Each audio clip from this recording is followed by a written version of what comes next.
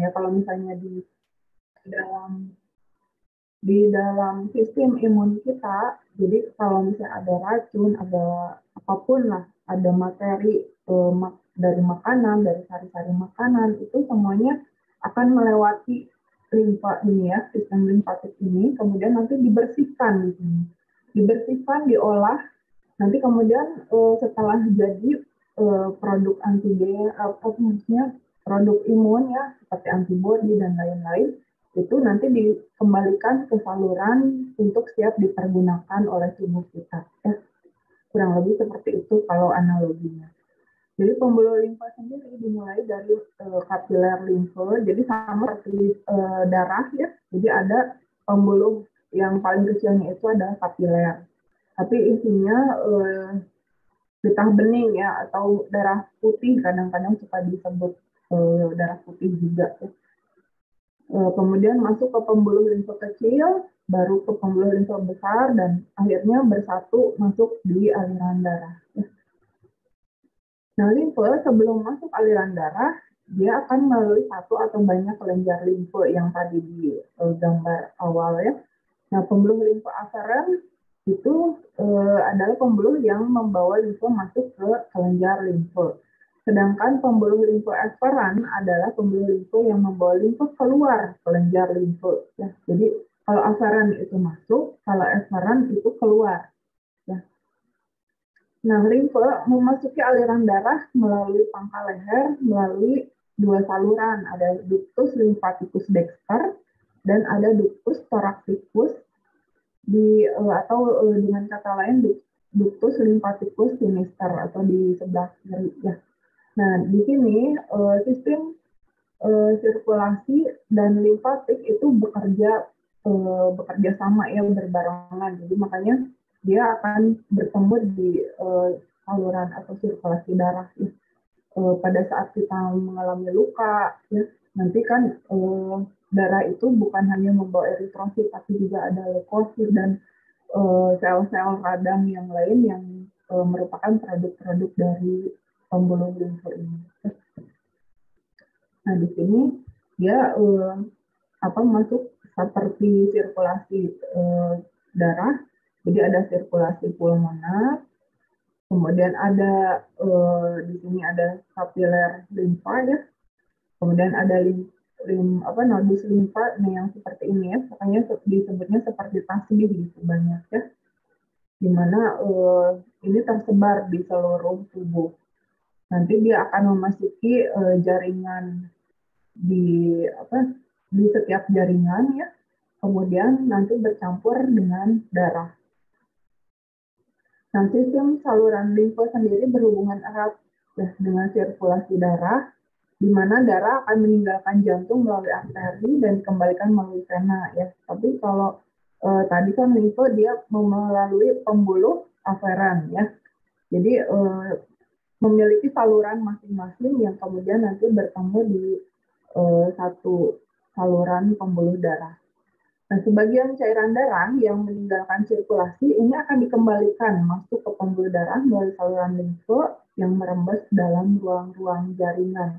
Dan hampir seluruh jaringan tubuh punya saluran limfatik yang mengalirkan kelebihan cairan secara langsung dari ruang interstisial. Kecuali ada beberapa bagian ya, seperti permukaan kulit, kemudian saraf pusat, kemudian bagian dalam dari saraf perifer, endomisium otot, dan tulang itu nggak ada ya.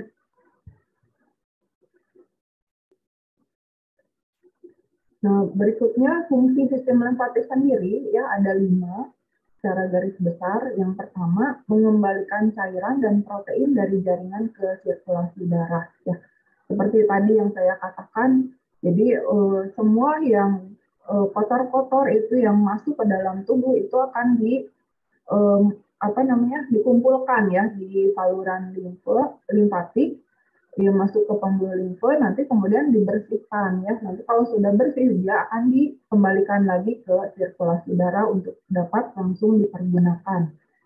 Selain itu juga sistem limfatik mengangkut limfosit ya dari kelenjar limfe ke sirkulasi darah.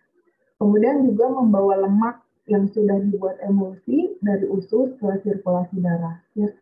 Nah ini kan lemak kan salah satu yang diolah dari makanan ya. Kalau misalnya dia kelebihan, dia akan dimasukkan atau dibersihkan ya lewat pembuluh limfe ini ya. Nah saluran ini disebutnya saluran lakteal ya di usus halus. Kemudian kelenjar limfe juga akan menyaring dan menghancurkan mikroorganisme untuk menghindarkan penyebaran organisme itu ke dalam jaringan dan bagian lain tubuh. Nah, di sini pertahanan tubuh ya terhadap invasi mikroorganisme. Kemudian jika ada infeksi, kelenjar limfe akan menghasilkan antibodi untuk melindungi tubuh terhadap mikroorganisme tersebut. Nah, saluran limfa ada dua ya, seperti yang tadi dikatakan. Jadi ada ductus lymphaticus sinister itu di sebelah kiri, ada di abdomen, kemudian ada di dada, ya di kepala, di lengan. Kemudian dia masuk ke sirkulasi darah lewat vena subclavia sinistra. Ini yang bagian kiri ya. Sedangkan yang di bagian kanan ini melalui ductus lymphaticus dexter, ya dexter ke kanan, yaitu saluran yang jauh lebih kecil dan mengumpulkan limfe dari kepala kanan, leher, lengan, dan dada, kemudian menuangkan isinya ke dalam vena subclavia dextra, ya, yang ada di sebelah kanan.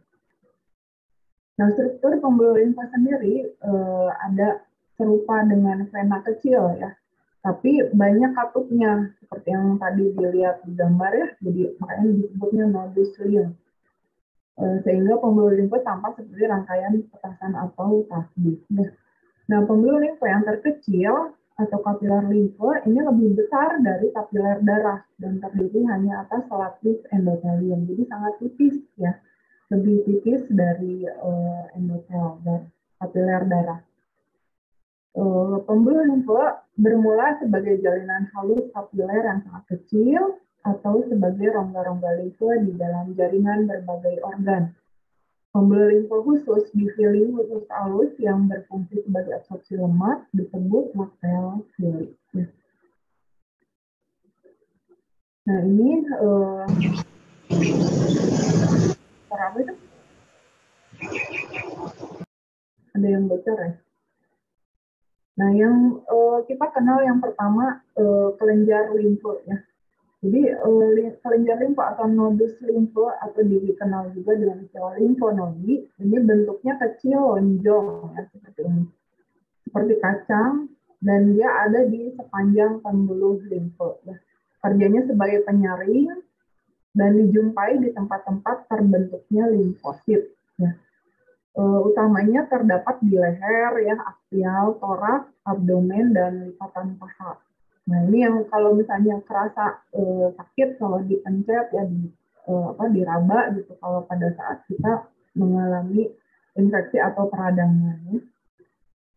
Kemudian ada juga tonsil. Nah ini siapa yang pernah mungkin waktu kecil ya istilahnya tuh saya lupa ya. Ada yang ingat? Amandel, Bu. Itu amandel ya. Amandel ya. Jadi amandel itu kalau bahasa ilmiahnya itu tonsil ya. Jadi tonsil ini juga sebetulnya merupakan kelenjar limfe. Nah, kalau misalnya sudah terjadi peradangan seperti ini, biasanya kan diangkat ya, dioperasi gitu amandelnya. Tapi kalau anak-anak suka seneng ya kalau habis dioperasi amandel katanya. Soalnya kalau habis dioperasi itu harus makan es krim katanya. Jadi senangnya bukan karena amandelnya ya, tapi makan es krimnya itu. Nah, kenapa gitu ya? Ini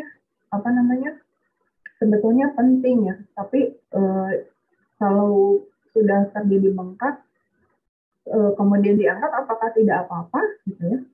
Ya tidak apa-apa kalau yang lainnya berfungsi normal ya. Tapi apa-apa kalau sudah mengalami masalah di misalnya orang-orang yang cancer seperti itu kan berarti dia punya masalah di sistem imun ya. sistem imun yang lainnya tidak baik, kalau ininya diangkat juga ini bisa berpengaruhnya. Tapi kalau yang lainnya baik, ini diangkat pun ya sebetulnya hanya mengurangi saja ya. Ibaratnya tentaranya misalnya tadinya dari 10 terus diambil satu masih ada 9. Nah, seperti itulah pertimbangan dokter ya. Tapi kalau semuanya sehat-sehat saja ya tidak apa-apa gitu ya, masih bisa diambil gitu. Nah, ini merupakan garis depan ya pertahanan infeksi yang terjadi di mulut, hidung, dan tenggorokan. Jadi biasanya kalau yang sudah diangkat makannya harus lebih higienis ya, karena kan pertahanan untuk di rongga mulutnya sudah diambil ya istilahnya. Jadi oleh karena itu ya kalau misalnya yang sehat sih bisa mungkin ini ya dijaga gitu supaya jangan sampai ya ada masalah gitu ya, makanannya yang baik gitu ya, seperti gorengan kayak gitu. Kalau mengikuti ini ya kemauan lidah sih pasti pengen aja ya. Tapi kalau misalnya kita ingat ya, kembali ingat gitu, cara hidup sehat, pola makan yang sehat, ya paling gorengan itu hanya sesekali saja, gitu. Jangan keseringan. Biasanya anak kos nih, ya anak kos kan kalau darurat gitu ya, belum ada nasi, ya udah gorengan aja gitu. Apalagi sore-sore hujan ya, kayak sekarang kan musim hujan, pasti godaan untuk makan gorengan itu sangat besar sekali ya.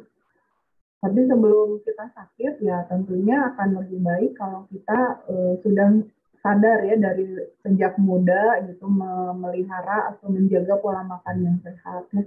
Walaupun itu ya sesekali ya kuliner saja memanjakan lidah, tapi jangan terlalu sering seperti itu ya. Nah kemudian organ simpatik yang kedua adalah limpa ya, atau lien. Lien merupakan kelenjar yang terletak di regio hipogastrium sinistra, di mana di dalamnya berisi banyak jaringan limf dan sel darah. Ya. Yang pertama, dia berfungsi untuk membentuk eritrosit, ya, terutama pada saat janin. Ya. Jadi kalau bayi itu eritrositnya itu dibentuk oleh limpanya. Nah, kalau orang yang bermasalah limpanya itu biasanya bermasalah di darahnya juga, gitu ya, karena produksi eritrositnya terganggu. Ya. Kemudian ini juga berfungsi memisahkan eritrosit mati dari sirkulasi darah. Ya.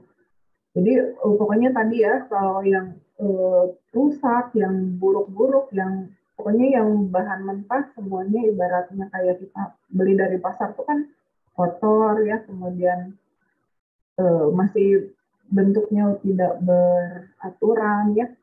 Ketika sudah masuk pembuluh limfa, masuk dapur, diolah, dibersihkan, semua proses di sana ya. Kemudian disaring ya, hingga menghasilkan limfosit antibodi yang siap digunakan. Selain itu juga menghancurkan leukosit dan trombosit yang sudah tidak dipakai. Ya. Nah ini limfa ada di sini. Nah, kalau dari tradisional Chinese medicine ya dari sisi herbalis, orang yang limfanya bagus itu biasanya kuat makan, nah, senang makan gitu. Jadi itu orang tipe limfa katanya. Jadi kalau misalnya orang yang susah makan biasanya ada masalah di limfanya kalau berdasarkan TCM tadi ya. Berikutnya adalah RES atau reticuloendothelial system ya. Ini merupakan sistem di dalam jaringan atau organ yang berfungsi memakan benda asing atau fagosit dan bakteri yang masuk ke dalam tubuh. Beberapa organel ya yang masuk dalam RES ini adalah kelenjar limpa, hati, dan sumsum tulang ya.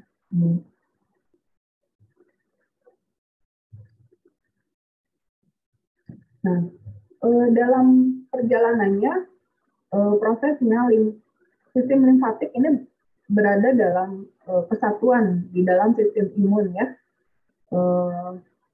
Sistem imun sendiri dapat kita bedakan menjadi spesifik dan non-spesifik secara garis besar ya, di mana yang spesifik ini terdiri dari jenis humoral dan seluler. Humoral itu artinya terlarut ya, jadi elemen-elemennya itu ada di dalam darah dalam bentuk terlarut. Sedangkan seluler ini bentuknya sel. Jadi kalau sel itu bisa dipisahkan ya, bisa dipisahkan, jadi kelihatan ya bentuknya. Kalau humoral itu tidak bisa, ya relatif lebih sulit untuk dipisahkan karena dia bentuknya larut, jadi homogen dengan cairan tubuh ya, atau darah. Kemudian ada sistem non-spesifik juga. Ada yang dalam bentuk fisik ya, ada yang terlarut juga, ada juga yang seluler ya. Nah, ini merupakan yang non-spesifik ini merupakan barrier pertama ketika kita mengalami invasi materi asing dari luar ya. Jadi secara fisik yang pertama berperan itu tentunya kulit ya, karena yang ada di bagian paling luar ya. Kemudian selaput lendir ada di mana itu kira-kira? Selaput lendir ya, ada di mana? Nggak ada yang tahu? Kemudian ada silia, ya, ada batu, ada bersin. Nah ini adalah barrier fisik ya yang melindungi tubuh kita dari invasi materi asing ya. Selaput lendir itu ada di mata, ada di hidung ya, seperti itu. Kemudian ada juga yang bentuknya terlarut. Terlarut ini secara biokimia ada enzim ya, berupa lisozim, itu ada di keringat, kelenjar keringat. Kemudian ada juga sekresi sebaceus ya. Kemudian asam lambung ya, ada laktoferin dan asam neuramilik. Nah ini yang secara biokimia, pertahanan secara biokimia. Sementara ada juga yang berupa sistem komplement, interferon dan CRP ya. Ini yang ada di dalam darah. Yang bentuknya seluler, pertahanan non spesifik kita ada yang disebut fagosit tadi ya, yang bertugas apa? Memakan ya. Memakan ada dua ya, ada mononuklear, ada polimorfonuklear ya. Ada sel NK, sel MAS dan basofil. Ini sel MAS dan basofil ini yang berperan dalam reaksi alergi. Ya. Jadi kalau ada orang yang hipersensitif terhadap sesuatu ya, biasanya suatu bentuk yang memiliki struktur protein dalam bentuk besar. Nah ini yang berperan ya adalah sel MAS dan basofil. Dia akan mengeluarkan histamin yang kemudian nanti akan memicu respon imun berupa hipersensitivitas, apakah shock anafilaktik ya, ngedrop tiba-tiba karena terjadi vasodilatasi pembuluh darah secara tiba-tiba, atau juga reaksi peradangan ya, seperti gatal ya, gatal juga termasuk reaksi peradangan yang paling sederhana. Sedangkan yang spesifik ini bentuk antibodi ya, antibodi. Kalau ini sel T, ini bekerja sama satu sama lain, saling tergantung. Nah ini ya tadi sudah. Nah kalau kita lihat dari beberapa faktor ya, kita bisa bedakan respon imun yang spesifik dan non spesifik ya.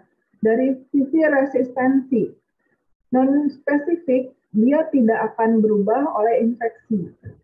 Sementara yang spesifik dia akan membaik dengan adanya infeksi berulang karena dia melibatkan yang namanya sel memori.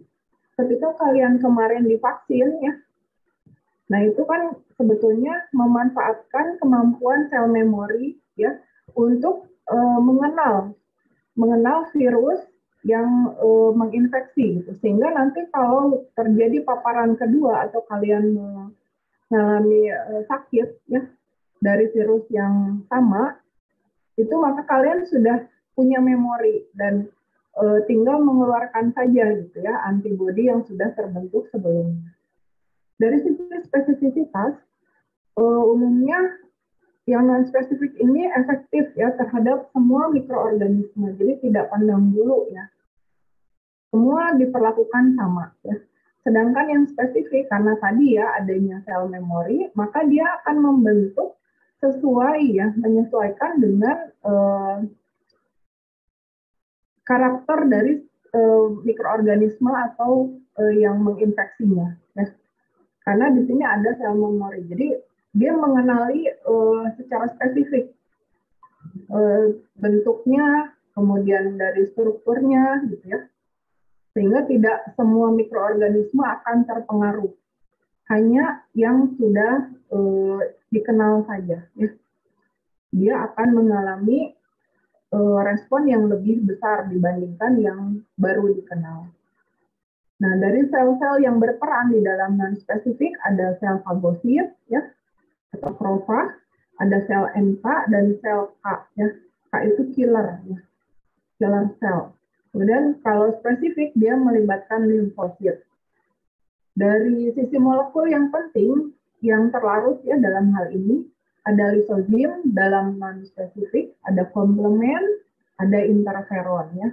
Sementara spesifik ini melibatkan antibodi dan sitokin ya.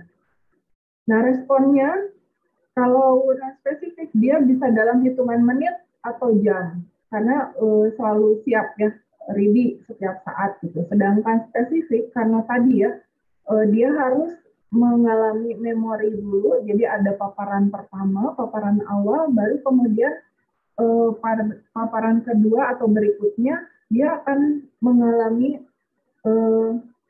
peningkatan ya atau amplifikasi pada paparan berikutnya, sehingga pada saat awal dia belum siap ya, sampai baru ketika paparan berikutnya dia sudah mengenal, baru di sana lebih efektif. Ya. Nah ini awalnya sistem imun sendiri kan diproduksi di bone marrow atau sumsum tulang ya, dalam bentuk hematopoietin stem cell yang pluripotent. Jadi dia masih namanya stem cell, kalian mungkin pernah dengar ya, kalau bahasa Indonesianya sel puncak. Gitu. Jadi bentuknya masih naif ya, belum tahu apa-apa lah, ibaratnya anak bayi yang belum diajarin apa-apa. Nah ini seperti stem cell ini. Nah kemudian dia kan akan masuk ke lingkungannya, nanti akan diajarin ya. Ada yang masuk sebagai progenitor limfoid, kemudian ada yang diajari sebagai mieloid ya, ada yang sebagai granulosit, ada megakaryosit gitu ya, dan dari limfoid ini baru akan dibentuk ya, berdiferensiasi menjadi sel B dan sel T. Sel B dia akan berubah menjadi sel plasma, sedangkan sel T menjadi sel T yang teraktivasi. Ya. Sedangkan dari mieloid progenitor dia akan menjadi granulosit dan megakaryosit. Ini yang menjadi cikal bakal komponen darah ya. Ada neutrofil, eosinofil, basofil, kemudian ada monosit dan sel dendritik. Ya. Nah ini nanti akan masuk ke jaringan dan beberapa berubah menjadi sel mast atau mastosit, menjadi makrofag dan sel dendritik. Ya. Ini yang nanti akan berperan sebagai fagosit juga untuk pengenalan sel asing. Ya. Nah dari megakaryosit dia akan berubah menjadi platelet, sedangkan dari eritroblas dia akan berubah menjadi eritrosit. Ya. Nah, sel imun non-spesifik merupakan pertahanan terdepan ya, dan responnya langsung terhadap antigen. Ini beberapa faktor yang mempengaruhi, diantaranya spesies, perbedaan individu, suhu, hormon, nutrisi, dan flora bakteri normal. Ini secara fisik ya, tadi yang sudah dijelaskan, ada kulit, ada sel-sel nafas. Makanya kalau batuk dan bersin itu artinya ada virus atau bakteri yang mau masuk ya, seperti itu. Dan kita respon untuk mengeluarkannya itu berupa batuk dan bersin. Nah, sementara secara biokimia itu bisa dalam bentuk pH asam, ya, kemudian sekresi mukosa di saluran nafas dan telinga, hidrozim dalam keringat, kemudian air susu ibu, ya, kalau yang masih menyusui, kemudian asam hidroklorida dalam lambung atau HCl, ya, ada enzim proteolitik. Ini untuk menciptakan lingkungan yang antibakteri. Jadi bakteri tidak akan bisa bertahan, ya, sehingga steril, ya. Ini sel-sel imun yang tadi sudah dibahas. Nah, ini adalah kegiatan fagositosisnya. Jadi gambar suatu makrofag ketika dia memakan bakteri atau virusnya. Nah, kemudian kenapa mekanisme fagositosis itu bisa membantu sebagai pertahanan tubuh, ya, karena di dalamnya dia mengandung lisosom, yaitu enzim yang mencerna dan merusak bahan yang dimakan. Nah, ada juga dia bergabung, ya, antara fagosom dan lisosom. Dengan demikian dia akan menghasilkan dua aksi, ya, sekaligus menurunkan pH, juga mengaktifkan protease untuk mencerna, ya, protein dari bakteri atau virus yang menyerang tadi, ya. Sel fagosit juga bisa mengandung granul, ya. Granul ini berisikan berbagai protein bakterisida, ya, yang dapat membunuh bakteri. Kemudian lisozim, ya, ada lisozim juga yang dapat mencerna ikatan proteoglikan dalam dinding bakteri gram positif. Ada juga kandungan protein kationik yang bisa merusak lapisan lipid di bagian luar bakteri gram negatif.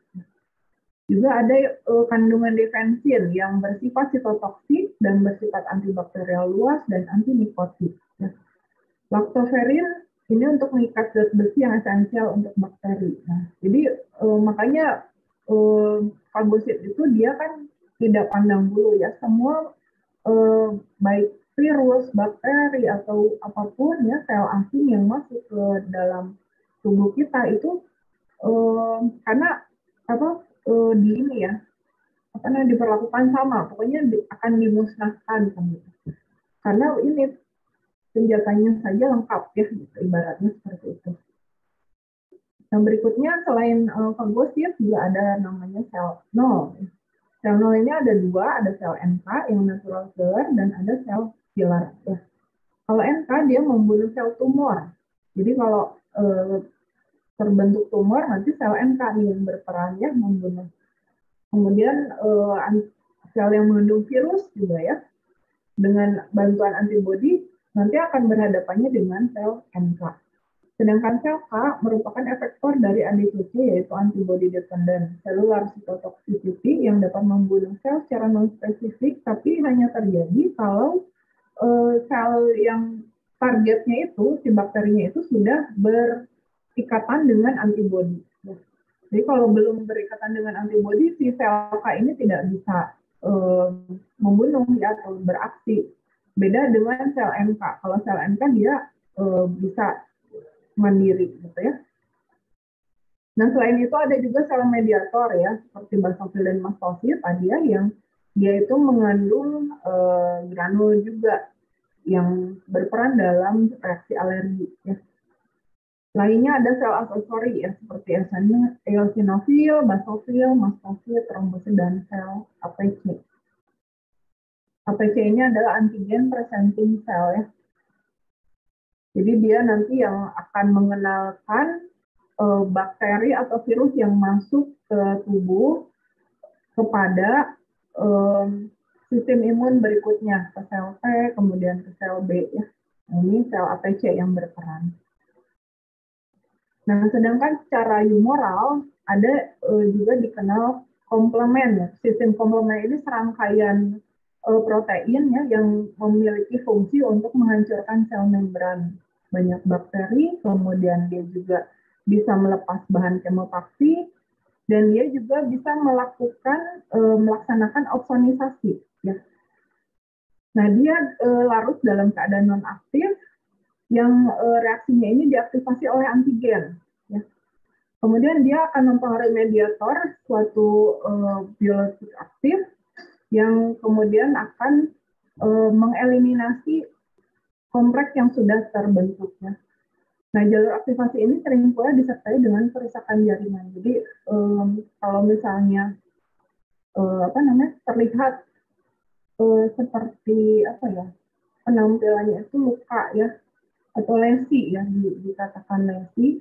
Nah, ini sudah terlibat sistem komplement di dalamnya ya. Berikutnya adalah interferon ya. Ini merupakan suatu glikoprotein yang dihasilkan oleh berbagai sel tubuh yang mengandung nukleus dan dilepas sebagai respon terhadap infeksi virus. Jadi musuh aslinya itu musuh tetapnya itu interferon ya, virus. Jadi kalau ada virus nanti yang beraksi polisinya itu adalah interferon. Dia akan menginduksi sel-sel di sekitar sel yang terinfeksi menjadi resisten terhadap virus tersebut sehingga tidak bisa nanti menyebar ya. Jadi melokalisir virus yang menginfeksi tadi gitu, supaya tidak kemana-mana. Selain itu juga interferon ini mengaktifkan sel NK, jadi bersama-sama ya untuk mengeliminasi virusnya. Gitu. Berikutnya, nah di sini kerjasama antara sistem imun dengan sistem limfoid ya, di mana sistem limfoid ini merupakan tempat pemasangan sel B dan sel T. Nah, sel T ini ada beberapa macam ya. Ada sel TH atau T helper, ini yang berfungsi untuk membantu proliferasi atau perbanyakan limfosit B ya, untuk menjadi antibodi. Kemudian sel T supresor, ini adalah yang berperan untuk menekan atau menghentikan produksi antibodi. Jadi sebagai feedback negatifnya, supaya antibodinya tidak terus-terusan diproduksi ya. Ketika konsentrasinya atau jumlahnya sudah mencukupi, maka TS ini yang berfungsi menghentikan ya, supaya tidak berlebihan. Karena kalau berlebihan juga bisa bahaya ya, bisa terjadi autoimun ya. Jadi menyerangnya, misalnya musuhnya udah habis nih. Kalau misalnya terus-terusan diproduksi, maka dia akan mungkin saja jadi menyerangnya diri sendiri ya. Supaya terjadilah apa yang disebut dengan autoimun. Ya. Nah, ini sebagai feedback negatifnya, sebagai kontrol, ini tes supresor di sana ya, yang menghentikan produksinya. Kemudian ada TD juga, delay hypersensitivity. Ini biasanya orang-orang yang memiliki alergi ya, atau sensitif terhadap stimulus tertentu ya, perannya di sana. Kemudian ada sel T sitotoksik. Sel-sel sitotoksik ini yang berperan untuk mengeliminasi atau menghancurkan sel yang sudah rusak atau sel yang tadi yang sudah membentuk kompleks dengan antibodi, nanti dia yang berperan untuk menghancurkan. Selain itu ada sel regulator dan efektor juga yang membantu. Nah, secara umum sel T dia juga membantu sel B ya. Jadi antara sel B dengan sel T itu berkoordinasi ya dalam memproduksi antibodi dan menjaga supaya pertahanan tubuh kita terhadap benda asing itu tetap baik ya, tetap sesuai gitu, tidak sampai merusak diri sendiri ya. Karena di sana ada pengenalan ya, ada sistem pengenalan, kemudian dia juga mengaktifkan makrofag dalam fagositosis ya, sehingga dia berperan untuk mengontrol ambang dan kualitas sistem imun kita. Sedangkan sel B dia produksi antibodi ya, fungsi utamanya.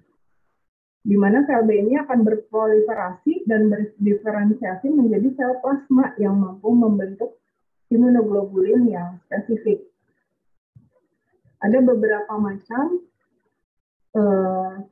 imunoglobulin ya. Di antaranya ada imunoglobulin G ya, IgG, kemudian ada IgM, ada IgD, IgE ya. Nah, antibodi sendiri atau imunoglobulin ini merupakan kelas molekul yang dihasilkan oleh sel plasma dengan bantuan limfosit T ya dan makrofag yang dirangsang oleh antigen asli. Jadi mekanismenya itu makrofag akan memakan dulu ya, memakan antigen yang masuk bisa berupa bakteri atau virus. Nah, dia berperan sebagai APC, antigen presenting cell. Kemudian dia akan menstimulasi atau mengenalkan ke sel T. Sel T nanti akan mengenalkan ke sel B. Ya, jadi prosesnya seperti itu. Jadi ada kerjasama di antara sel-sel imun tadi, ada sistem pengenalan. Kemudian ada kalau dari strukturnya, jadi imunoglobulin ini punya 4 rantai polipeptida dasar ya, di mana terdiri dari 2 rantai berat dan 2 rantai ringan, serta 2 regio, di mana yang satu merupakan variabel, yang satu adalah konstan. Variabel ini artinya dia fleksibel ya, bisa menyesuaikan dengan struktur antigen yang dihadapi ya. Sedangkan konstan itu adalah rantai yang tetap. Jadi ada 5 macam, IgG, IgA, IgM, IgD, dan IgE. Nah, ini yang disebut FC, yaitu domain konstan yang tetap ya, ini tidak berubah. Sedangkan ini yang V ini dia variabel domain yang akan menyesuaikan dengan struktur antigen yang dihadapinya. Nah, di sini ada antigen binding site, tempat berikatan dengan antigennya. Nah, ini ada 4 rantai ya, 4 rantai. Yang H ini yang heavy, yang berat ya. Jadi berat itu ya sulit bergerak ya. Nah, kalau yang light ini yang ringan, yang fleksibel, yang bisa menyesuaikan dengan ukuran antigen tadi ya. Ini yang di luar-luar ini yang CL, ini yang fleksibel tadi. Itu dari strukturnya imunoglobulinnya. Nah, ini yang menentukan spesifisitas antibodi terhadap antigen itu di sini strukturnya. Jadi berdasarkan pengenalan yang sudah dilakukan, dia akan menyesuaikan strukturnya dengan dengan antigen yang sesuai ya.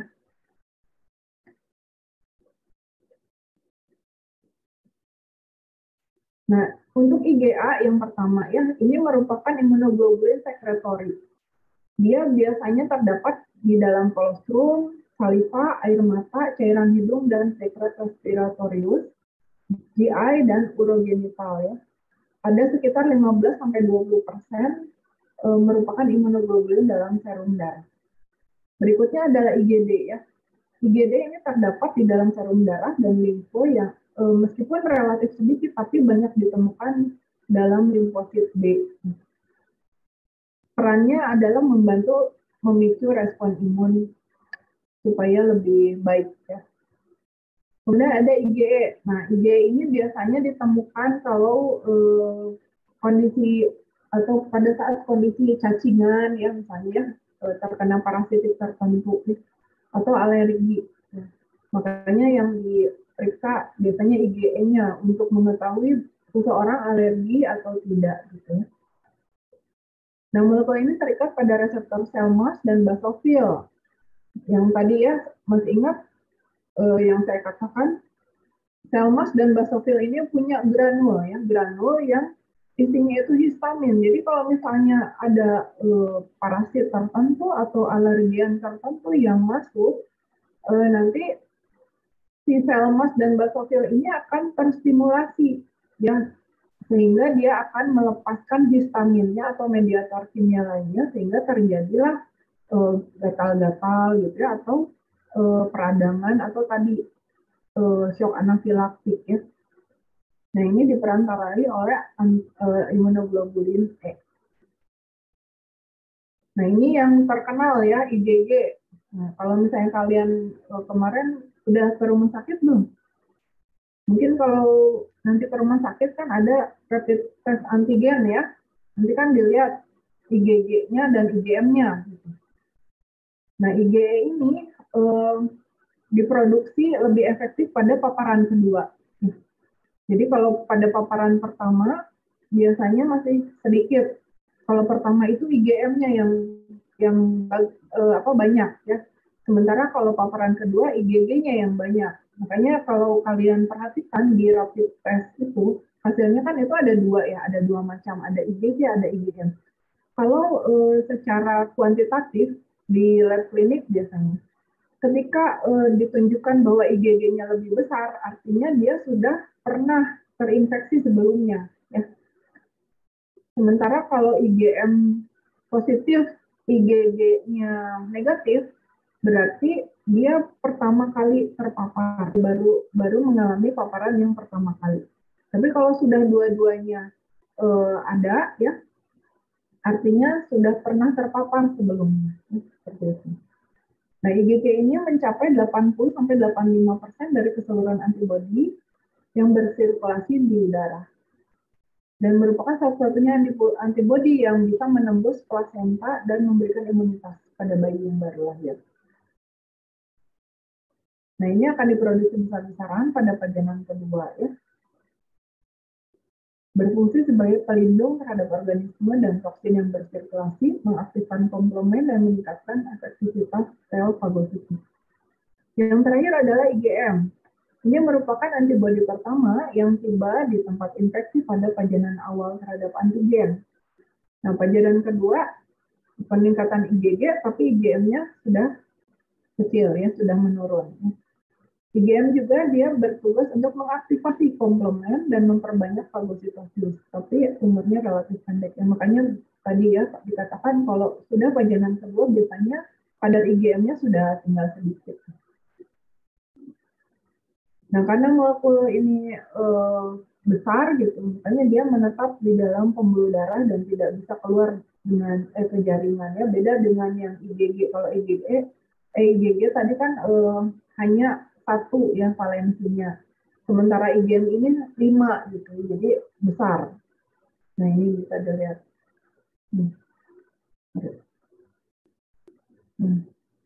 Ini IgG nih ya, dia hanya satu ya, satu valensi. Kemudian kalau IgM itu, ini ada. Oh ini IgM ya, ini IgM 5. Makanya dia besar dan menetap di pembuluh darah, dia tidak bisa keluar jaringan. IgA juga kecil, ya hanya valensinya satu. Begitu juga IgE dan IgG. Nah, interaksi antigen antibodi ini berikatan pada regio variabel ya di sisi penghubung determinan pada antigen, membentuk yang namanya kompleks imun. Nah, ada yang namanya tahap fiksasi komplement, yaitu pada saat antibodi mengikat komplement yang diaktifasi melalui jalur klasik. Ya.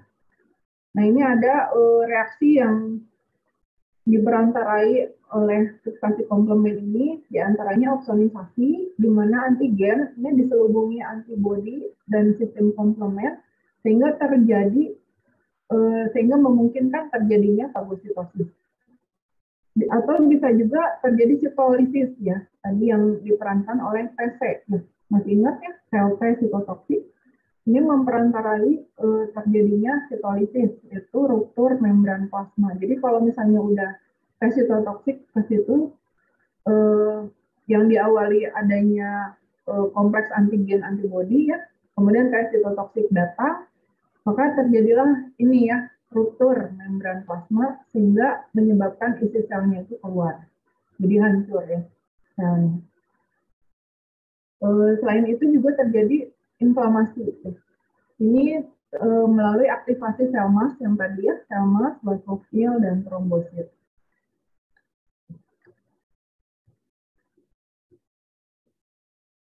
Selain itu juga mekanisme lainnya selain fiksasi komplement, ada juga netralisasi. Jadi pada saat antibodi menutup sisi toksik dari antigen, sehingga akhirnya antigen tersebut tidak bisa mengeluarkan toksinnya, ya, sehingga tidak lagi berbahaya untuk tubuh kita.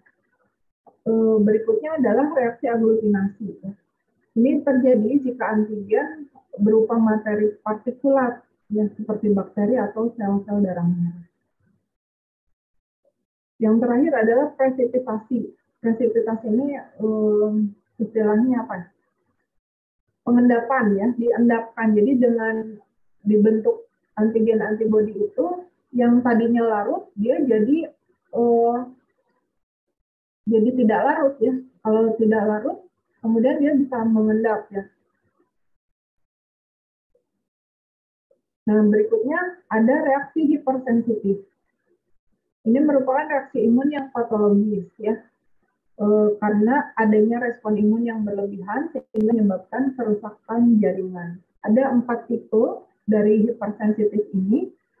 Yang pertama, tipe 1 merupakan hipersensitif cepat, biasanya diperantarai IgE, tadi yang saya terangkan di awal, karena ada alergi, misalnya alergi terhadap makanan atau obat atau parasit gitu, ya, sehingga menyebabkan shock anafilaktik, yang paling parahnya itu. Jadi terjadi vasodilatasi darah yang secara tiba-tiba sehingga ngedrop langsung, ya, tekanan darahnya. Kemudian ada tipe 2, ini diperantarai antibodi, ya, terhadap sel, mekanismenya melalui IgG atau IgM. Yang tipe 3, ini terbentuk kompleks antigen antibodi yang melibatkan sistem komplement serta IgG atau IgM. Ya. Sedangkan tipe 4, ini yang tipe lambat, di mana terjadi sel T yang disensitisasi. Nanti untuk lebih jelasnya mungkin akan dibahas di patofisiologi, ya. Udah ya? Kalian udah kan? Nah, ini mungkin sudah pernah, ya, di patofis, jadi tidak akan saya ulang. Nah, yang satu lagi yang penting dari sistem imun ini adalah kompleks mayor histokompatibilitas. Nah, ini berperan dalam transplantasi organ, ya. Jadi selain imun itu punya fungsi dalam pertahanan tubuh, dia juga pengenalan non-self itu pada saat terjadi transplantasi organ, ya. Jadi kalau misalnya ada yang biasanya ginjal gitu, ya, ginjalnya rusak, kemudian kan ditransplantasi, ya, dari ginjal orang lain yang memiliki kecocokan. Mungkin kalian pernah dengar, ya, harus dicek dulu kecocokan genetiknya bisa atau tidak, gitu. Karena kalau misalnya tidak cocok, bisa jadi nanti dikenal sebagai non-self dan akhirnya nanti dihancurkan, gitu, ya. Jadi percuma, gitu, ginjalnya dipasang, tapi kemudian nanti dirusak oleh tubuh kita sendiri karena dianggap sebagai benda asing. Oleh karena itu harus dicek dulu, gitu. Nah, ini yang berperan dalam mengenali atau menerima transplantasi organ tadi disebut kompleks mayor histokompatibilitas, ya. Jadi dia akan membedakan dia kalau misalnya punya kecocokan yang sama, maka dapat diterima. Jadi organnya itu bisa bersatu, gitu, ya, bekerja sama. Ya. Nah, ini disebut human leukocyte antigen, ya. Jadi merupakan sistem MHC pada manusia, terdiri dari MHC kelas 1, kelas 2, dan protein. Gitu. Jadi kalau HLA-nya tidak menolak, ya, jadi bisa mengenalinya sebagai sel, maka organnya bisa ditransplantasi. Tapi kalau tidak cocok HLA-nya, maka yang terjadi adalah organnya itu dirusak. Ya, gitu. Nanti mungkin untuk lebih jelasnya kalian bisa browsing sendiri, ya, MHC kelas 1 itu apa, ya, MHC 2 itu apa. Nah, ini pada MHC kelas 1 ini biasanya ditemukan pada semua permukaan yang berinti. Ya. Protein ini bertugas untuk mempresentasikan antigen peptida ke sel T sitotoksik yang secara langsung akan menghancurkan sel yang benar. Sementara protein MHC kelas 2 ini terdapat pada permukaan sel B, makrofag, dan sel dendritik. Ya. Nah, melalui MHC kelas 2 inilah APC dapat mempresentasikan antigen ke sel TH yang akan menstimulasi reaksi inflamatori atau respon antibodi. Jadi ini yang berperan dalam sistem pengenalan itu dominannya adalah MHC kelas 2. Sedangkan MHC kelas 1 ini lebih ke arah untuk menghancurkan, ya, menghancurkan selnya. Jadi kalau ada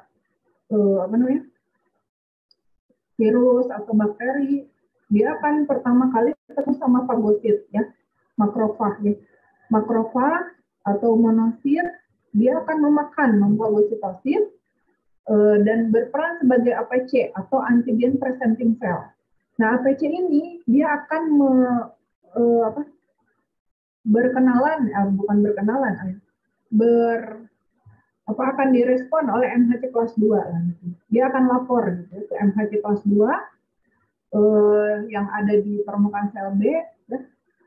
Nah, dia akan diekspresikan sehingga nanti kemudian dikenali, ya, dilihat gitu, oleh sel T, terutama sel T helper, dan sel T helper ini yang akan menginstruksikan ke sel B untuk memproduksi antibodi.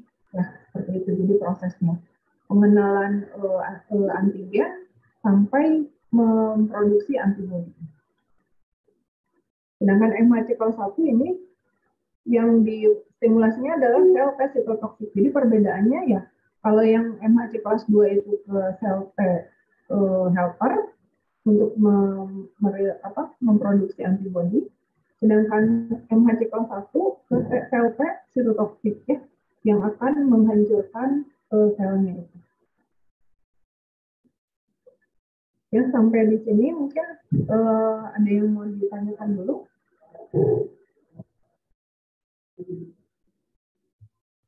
Nanti ada waktu sedikit. Ya, silakan. Simpan. Ibu mau izin bertanya? bertanya. Iya. Ya. Jadi begini Bu, kan tadi kalau misalnya seseorang itu misalnya ada debu ya Bu ya di depan di hidungnya gitu ya, mau masuk debu. Jadi dia itu kan jadi flu ya Bu. Ya. Nah, kalau misalnya orang itu misalnya debunya sedikit, tapi kalau menurut orang lain itu cuma debunya sedikit, jadi dia nggak flu, tapi orang itu mudah flu, apakah antibodinya berarti peka banget atau antibodinya lemah, Bu? Terima kasih. Ya, terima kasih. Tadi yang saya bilang, ya, kalau batuk dan bersin itu sebetulnya masuknya ke imun mana? Udah spesifik atau non spesifik? Yang non spesifik. Masih non spesifik, ya. Kalau masih non spesifik berarti belum ada terlibat antibodi di sana. Ya, makanya ini tergantung biasanya genetik sih yang menentukan, ya, dia hipersensitif atau tidak gitu ya terhadap sesuatu. Jadi kalau yang alergi debu itu biasanya memang udah ada turunan gitu ya dari sananya gitu. Atau mungkin terjadi ya memang ada riwayat lah di gennya gitu ya, sehingga lebih sensitif terhadap molekul-molekul protein tertentu ya, atau debu, atau ada juga spora ya, spora dari tumbuhan gitu ya. Nah, kenapa bersin? Karena tadi bersin yang non spesifik itu kan merupakan barrier pertahanan pertama ya, yang pertama kali. Jadi selagi masih bersin, batuk, pilek itu artinya masih belum masuk ke dalam tubuh, tapi masih di permukaan. Ya, seperti itu. Jadi belum melibatkan antibodi. Terus apa tadi pertanyaannya jadi lupa. Kalau misalnya buat yang lain sedikit gitu ya, tapi buat dia sensitif ya itu tadi karena ada genetik yang dia itu memiliki hipersensitivitas terhadap alergen tertentu gitu ya. Kalau orang normal kan tidak hiper, cuma biasa aja gitu. Kalau misalnya bersin, ya bersin aja biasa gitu ya. Tapi kalau yang hipersensitivitas itu bisa jadi sampai shock anafilaktik tadi ya, terjadi vasodilatasi. Seperti itu. Yang hipersensitivitas tipe 1 tadi ya. Atau alergi bisa juga ya, alergi gatal-gatal kayak gitu kan. Karena tadi ada pelibatan makrofag monosit dan mastosit ya. Mastosit dan basofil ya, yang dia punya histamin tadi kan, histamin. Jadi untuk orang tersebut sangat peka, meskipun hanya sedikit, tapi bisa menstimulasi tadi ya respon imunnya, gitu. Karena dia memiliki hipersensitivitas tipe 1. Nah, oke, bisa dipahami? Sama gini, Ibu, waktu itu tuh Ya.